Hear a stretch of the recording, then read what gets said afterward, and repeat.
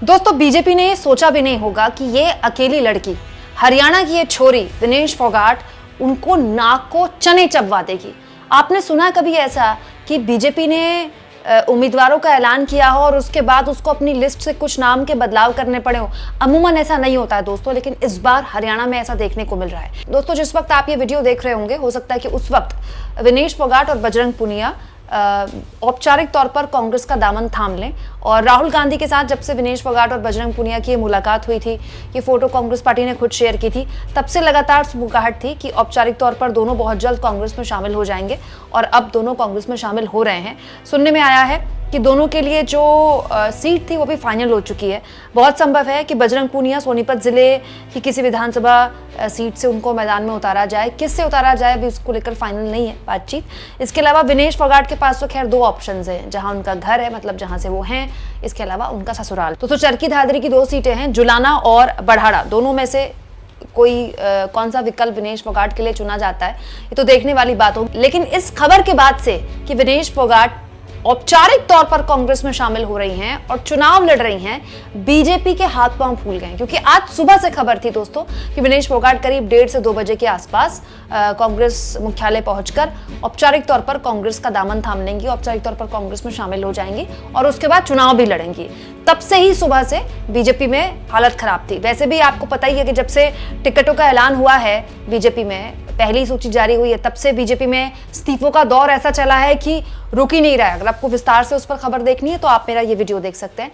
लेकिन जैसे ही आज सुबह विनेश फोगाट के कांग्रेस में शामिल होने की खबर आई दोस्तों, ये खबर आ गई। देखिए, दैनिक भास्कर ने छापी है कि हरियाणा में 4 सीटों पर बीजेपी उम्मीदवार बदल सकती है। मतलब ये जो इस्तीफों पर इस्तीफों का झड़ी लगी, उसके बाद से फिर ये खबर आ गई कि विनेश फोगाट भी शामिल हो सकती है कांग्रेस में और चुनाव लड़ सकती हैं। तो बीजेपी नर्वस आ गई, इतनी नर्वस आ गई कि 4 उम्मीदवारों को बदल सकती है। अमूमन ऐसा होता नहीं है दोस्तों। बीजेपी के आला कमान ने एक बार जिस पर मोहर लगा दी तो लगा दी, मुख्यमंत्री तक की सीट बदल दी बीजेपी ने तो। लेकिन उसके बावजूद भी जो इस्तीफे हुए, खास तौर पर एक नाम जो कि बीजेपी के लिए मुसीबत बन सकता था दोस्तों, हरियाणा सरकार के मंत्री रणजीत सिंह चौटाला, उनका इस्तीफा हुआ। तो बीजेपी को ये बात समझ में आई कि चौटाला का इस्तीफा हो जाना और उसके बाद अगर वो निर्दलीय चुनाव लड़ लेते हैं तो बीजेपी के लिए काफी मशक्कत हो जाएगी। वैसे भी बीजेपी के अंदर स्थितियां ठीक नहीं है हरियाणा में। तो बीजेपी ने शायद ये तय किया हो कि 4 सीटों पर हम उम्मीदवार बदल लेंगे। लेकिन यहां पर देखिए बीजेपी कितनी कंफ्यूज है, बीजेपी की रणनीति शुरुआत से कितनी कंफ्यूज है। क्योंकि शुरुआत से बीजेपी एक बात कह रही है कि हम किसी के साथ कोई गठबंधन नहीं करेंगे हरियाणा में। लेकिन अब ये खबर आई है कि गोपाल कांडा से कहा जा रहा है कि वो अपनी पार्टी मर्ज कर दे, बीजेपी में मर्ज कर दें। दोस्तों, गोपाल कांडा हरियाणा की राजनीति में कोई बहुत बड़ा नाम नहीं है। उनकी अपनी पार्टी है, छोटी सी पार्टी, हरियाणा जनहित पार्टी।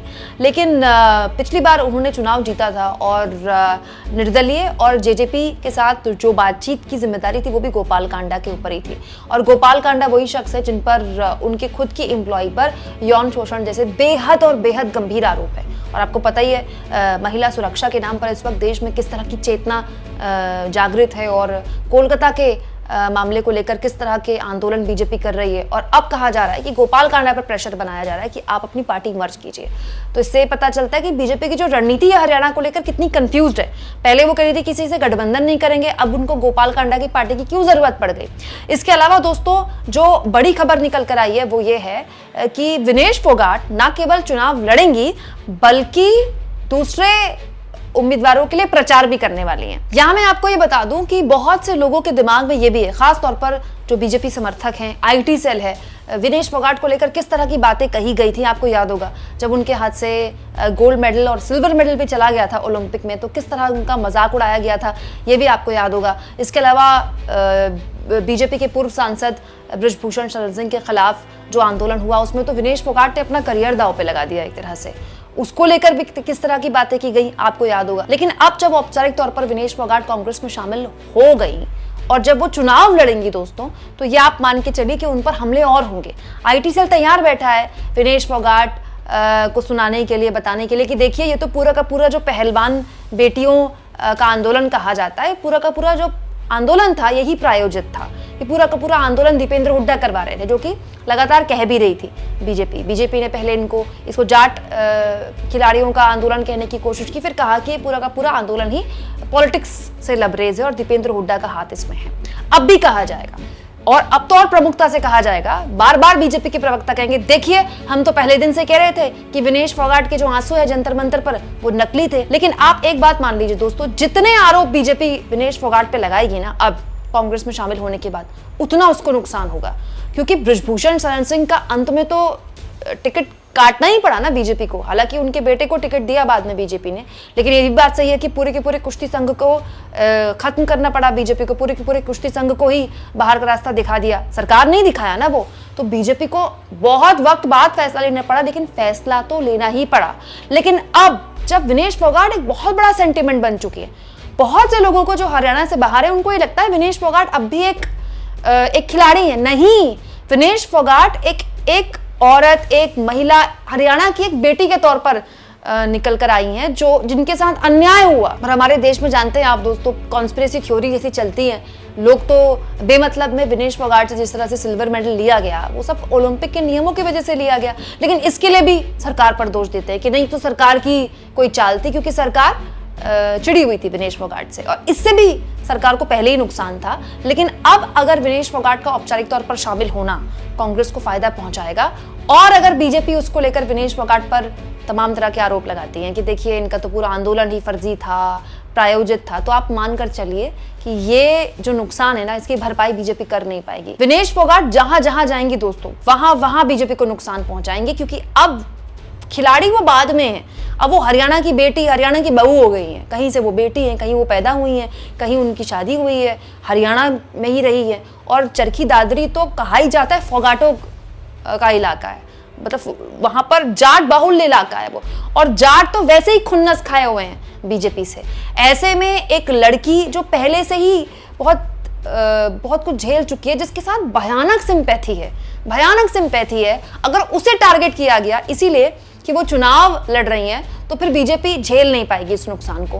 क्यों? क्योंकि ये कोई पहली बार तो है नहीं कि कोई खिलाड़ी चुनाव लड़ रहा है। दोस्तों, सानिया नेहवाल बीजेपी में शामिल होती हैं तब तो किसी को कोई दिक्कत नहीं होती है।